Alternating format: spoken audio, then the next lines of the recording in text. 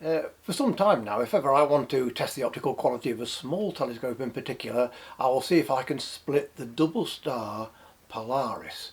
Now, back in the day, years ago, the books I used to get from Patrick Moore, one second, I've actually got a signed copy. I have met him twice at his lectures many years ago. But anyway, that to one side.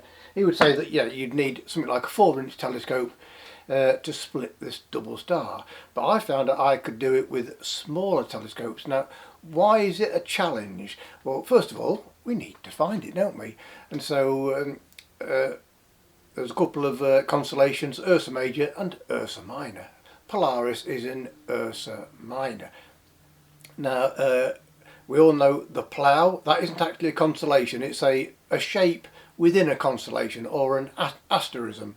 And so what you do on the two edge stars, you can do a bit of star hopping, and they point straight up to Polaris, and that is how you find it, roughly halfway up in the night sky looking north.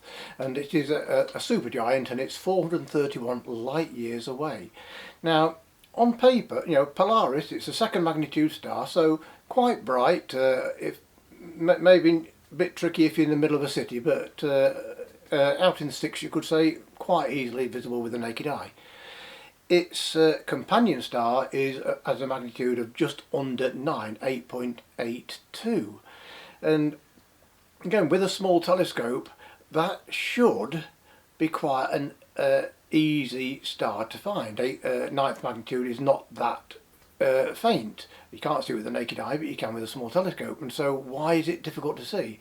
It's because of the separation between the two, but not so much the separation. I'll rephrase that, because the separation is 18.4 arc seconds, or seconds of arc, so it's quite a wide double compared to many that you can see.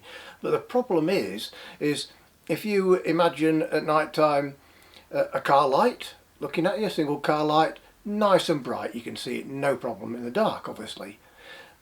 Turn the light off and light a candle, you'll see that very clearly in the dark. But then put that candle right next to the lit car light, you've got that massive fluctuation in brightness, extreme bright to very faint, so second magnitude to ninth magnitude, and it's lost in the glare. And that is why it is a challenge for small telescopes. And I believe it was like a couple of 70mm refractors that I've tested, I could see it, not easily, but I could see it. And that shows how optics have improved over the years, from Sir Patrick Moore saying that you needed a 4-inch refractor or something similar, but now 70 or even 60mm you should be able to split it, providing it is a good quality telescope, a good quality eyepiece in perfect collimation.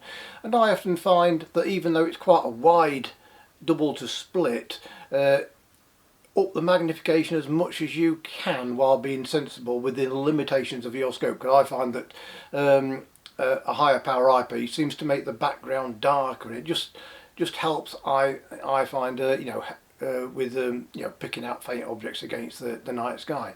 And so give it a go yourself. Maybe you've already seen it, you look at it on a regular basis. I know I do whenever I'm testing telescopes. If you haven't seen it yet, give it a go, in particular with a smaller telescope. I think if you've got something like a 50 or budget 60mm, you may struggle, but give it a go. And that's what astronomy is about, isn't it? Learning new skills, new objects to look at other than the normal, planets and moon, etc. And so yeah, I hope this helps, and I'll see you next time.